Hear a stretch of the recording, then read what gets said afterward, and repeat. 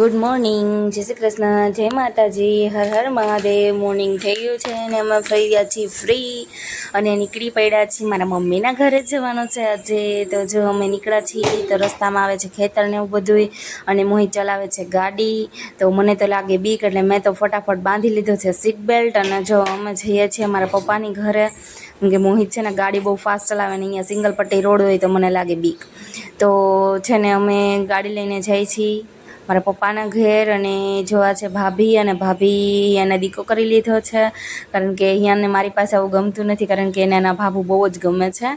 તો હિયાન ભાભુનો દીકો થઈ ગયો છે અને જો અમે પહોંચી ગયા છીએ મારી મમ્મીના ઘેર। આ છે મારી મમ્મી અને મમ્મી અમને જોઈને હરખાઈ ગઈ છે ને જો આ છે પપ્પા અને બધા જય શ્રી કૃષ્ણ કરીને બધા બેસી ગયા છે, વાતોના રપાટે ચડી ગયા છે અને મોહિત ક્યાં રખડતો હોય ખબર નહીં। અને હિયાન છે બાપુજીનો દીકરો થઈ ગયો છે અને જો અમે રસોઈ બનાવીએ છીએ અને મમ્મી જમાઈને કંઈક આગતા સ્વાગતા કરે છે અને હિયાનભાઈને જો આમથી આમ ને આમથી આમ જવું છે કારણ કે એને નવું લાગે છે ને, તો આજે ભાઈ ઊંઘમાં હતા એટલે મૂડમાં નથી। તો હિયાનને જો વેફર ખાય છે આ લોકો અને જો હિયાન ડેડી છે ને અને ભૂખ લાગી હતી ને તો ઘરમાં નાસ્તો તો કંઈ હતો નહીં, પછી હિયાનના પપ્પા છે અને એના સસરા એટલે કે મારા પપ્પા એટલે કે જમાઈને લાડ લડાવે છે અને જમાઈ માટે વેફર ને એવું બધું નાસ્તો લાવ્યા છે તો જમાઈ નાસ્તો કરે છે અને હિયાન પણ જો વેફર લઈને દોડે છે। જો છે ને જમાઈને હરખાઈ સાસુ ને સસરા ને આમ જમાઈને આગતા સ્વાગતામાં લાગી પડ્યા છે। આ છે મારા પપ્પાનું ઘર, આ છે ટ્રેક્ટર અને આ છે અમારી રામપ્યારી। રામપ્યારી મતલબ અમારી કાર, એનું નામ મેં રામપ્યારી રાખ્યું છે અને પપ્પાનું ઘર છે અને આ છે ફળિયું ને હાઈ કેવી મજા આવે ગામડે। અને જો યાનભાઈ બેસી ગયા છે ટ્રેક્ટર ઉપર કારણ કે એને કંઈક નવું લાગે છે અને એને ટ્રેક્ટરનું આમ જો હેન્ડલ ફેરવવાની તો કેવી મજા પડે છે કારણ કે અહીંયા ગામડે આવે એટલે યાનભાઈને જેમ કરવું હોય ને એમ બધા કરવા દે અને આમ યાનભાઈનું માન બહુ વધારે હોય ને ગામડે, ક્યારેક આવે છોકરાઓ તો લાડ તો લડાવે ને। તો ચાલો જો યાનભાઈ ગાડી ચલાવે છે, ટ્રેક્ટર લઈને જાય છે વાડે અને પહોંચી ગયા છીએ વાડીએ।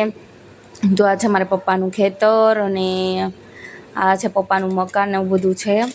તો આ બધા ગયા છે વાડીએ અને તડકાના ખાલી ખેતરના ઢેફા જોવા, એવું નથી પણ અમને કેટલો ટાઈમ થયા ગયા નહોતા તો વાડીએ ગયા।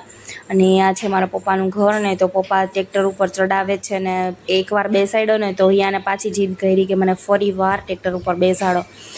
તો હિયાન રહેતો નહોતો ને તો પપ્પાએ પાછો ટ્રેક્ટર ઉપર બેસાડી દીધો છે હિયાનને અને હિયાન ચલાવે છે ટ્રેક્ટર। અને જો મારા પપ્પાની ઘરે એક નવી વસ્તુ છે, આ છે ધનવેલ અને ધનવેલ તમે આવડી મોટી ક્યારેય જોઈ તો હશે પણ આવડા મોટા પાંદડાવાળી ધનવેલ તમે ક્યારેય નહીં જોઈ હોય। અને આ મમ્મીએ બધું બગીચો વાવ્યો છે, મારા પપ્પાનું ઘર છે અને જો હવે ટ્રેક્ટરેથી દાદાને કહે છે કે મને કાર ઉપર બેસાડો। ને આ છે લીંબુડી અને જો અત્યારે ઉનાળાની સિઝન છે તો શરબત બનાવવાની માટે લીંબુ જોઈએ પણ લીંબુ અત્યારે છે 200 કિલો, 180 કિલો, પણ એવા સારા લીંબુ ના મળે એટલે અમે અહીંયા ગામડેથી લઈ જવાના છીએ। અને અમે જો હવે બેસી ગયા છીએ ખાટ ઉપર હિંચકવા માટે। હિંચકવાની કંઈક મજા જ અલગ ગઈ મારા મમ્મીના ઘરે અને અમે જમવાનું રેડી થઈ ગયું છે અને જો બધા બેસી ગયા છે જમવામાં છે શાક રોટલી દાળ ભાત શ્રીખંડ અને બધા શું કહેવાય સંભારા આ તે બધું એવું છે ને ટકલું જમે છે। અને જમીન નવરા થયા એટલે અમે નીકળી ગયા છીએ બિલ્લા લેવા માટે। બિલ્લીપત્રમાં એ બિલ્લા આવે ને એનું શરબત બનાવવાનું હોય તો ગરમી પણ એવડી છે, તડકો પણ એવડો છે, બાપ રે કેટલો તડકો છે, માંડ પહોંચ્યા અમે અહીંયા। અને જો આ છે બિલ્લાનું ઝાડ અને પપ્પા બિલ્લા ખેરે છે કારણ કે મારે સુરત લઈ જવા છે બિલ્લાનું શરબત બનાવવા માટે। અને જો આ છે બિલ્લું, એ એક જ બિલ્લું પાકેલું છે જે નીચે ખરેલું છે અને બાકી હજી ખરવામાં વાર છે તો બધા બિલ્લા ખેરવા પડે। તો પપ્પા ખેરે છે અને હું બધા ભરું છું। તો જો આને કહેવાય બિલ્લું, આ ટાઈપનું હોય થઈ જાય એટલે પાકી જાય। મેં થેલી ભરી લીધી છે બિલ્લાની અને હું લઈ જવાની છું સુરત।